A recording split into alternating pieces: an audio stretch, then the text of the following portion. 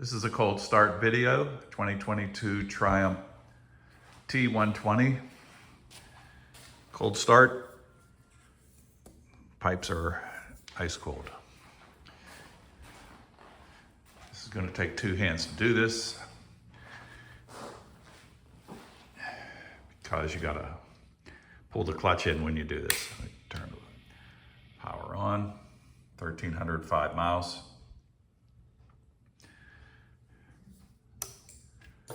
Put it to the run position, turns the fuel injection on.